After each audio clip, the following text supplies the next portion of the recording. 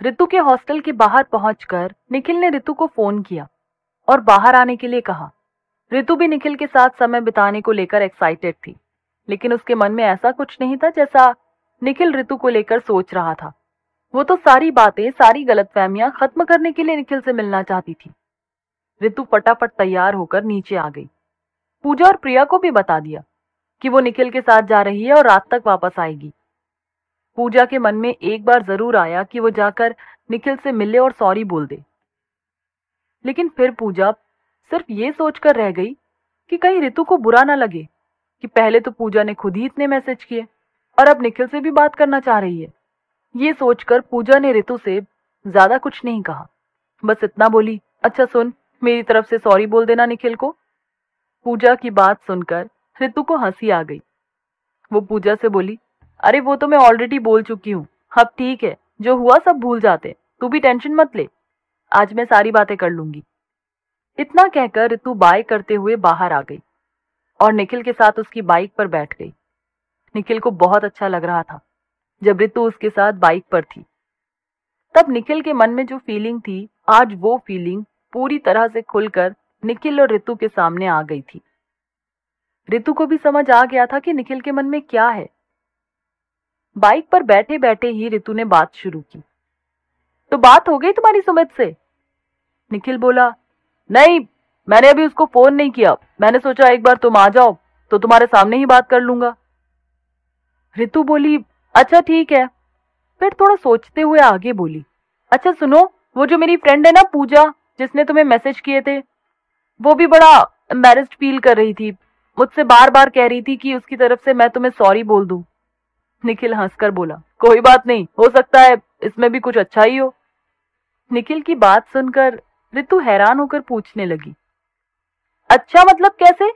एक तो उसने तुम्हारे इतने मजे लिए और तुम कह रहे हो कि उसमें भी कुछ अच्छा ही होगा। निखिल मुस्कुरा कर बोला, अगर वो मुझे इस तरह से मैसेज ना करती तो क्या मैं कभी भी अपनी फीलिंग तुम्हारे ऊपर जाहिर कर पाता? इनडायरेक्टली ही सही, कम से कम तुम्हें मेरे प्यार का पता तो चला। सुनकर ऋतु मुस्कुराने लगी और बोली, हाँ ये तो सही कह रहे हो, लेकिन देखो निखिल, मैं एक बात क्लियर कर देना चाहती हूँ, तुम अच्छे लड़के हो। मैं तुम्हें पहले भी बोल चुकी हूँ कि मैं तुम्हें पसंद तो करती हूँ, पर मेरा नजरिया अलग है।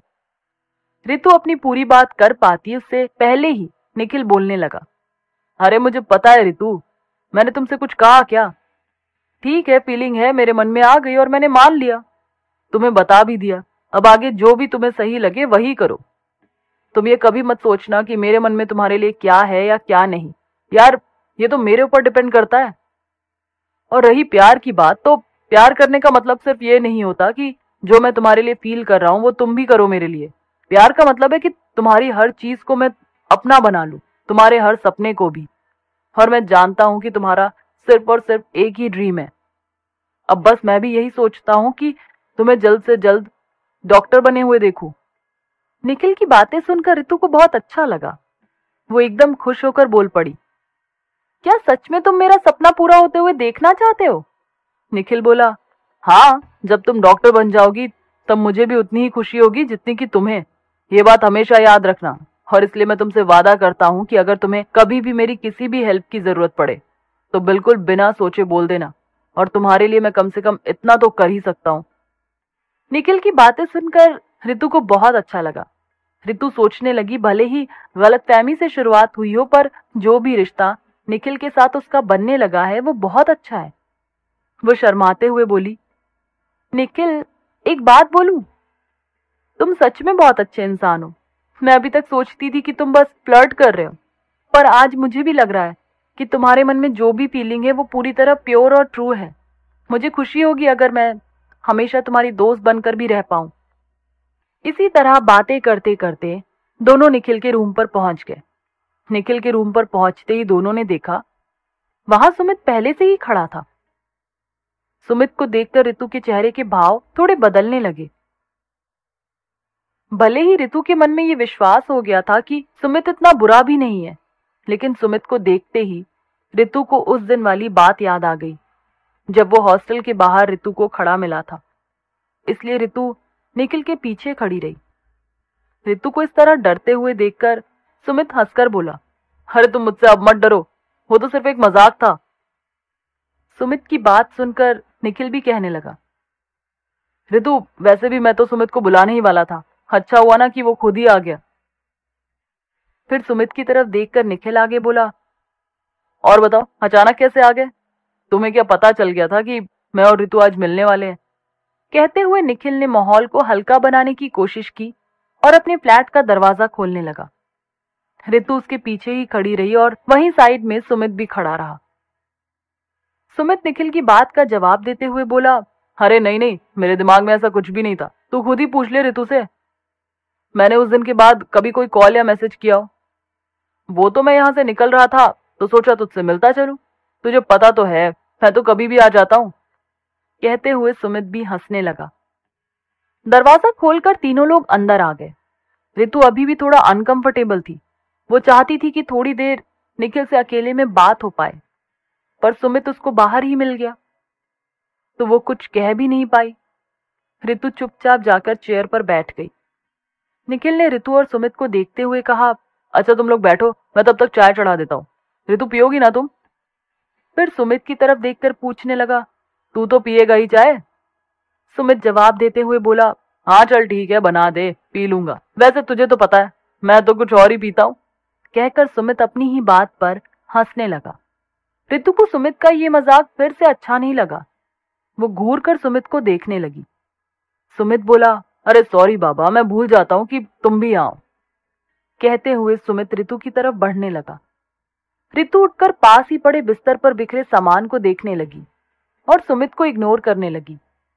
निखिल के बेड पर बहुत सारा सामान पड़ा हुआ था, जैसे निखिल अभी अभी उसे लेकर आया हो। ऋतु सारी चीजों को खोल खोल कर देखने लगी। नई बुक्स भी थी और कुछ टूल्स भी थे डाइसेक्शन के लिए। सामान देखकर निखिल को आवाज लगाते हुए ऋतु पूछने लगी, निखिल ये डाइसेक्शन टूल्स तुम अपने अलग लेकर आए हो क्या? कॉलेज में भी तो मिलते हैं। निखिल ने भी अंदर से ही जवाब देते हुए कहा, हाँ मैं घर पर भी प्रैक्टिस करता हूँ, कॉलेज में तो बहुत सारे स्टूडेंट होते हैं तो कभी प्रैक्टिकल का नंबर आता है कभी नहीं, और फिर उतना क्लियरली भी समझ नहीं आता, इसलिए मैं सारे टूल्स खुद ही ले आया हूँ। निखिल से बातें करते हुए ऋतु सब चीजों को ध्यान से देख रही थी और सुमित ऋतु को।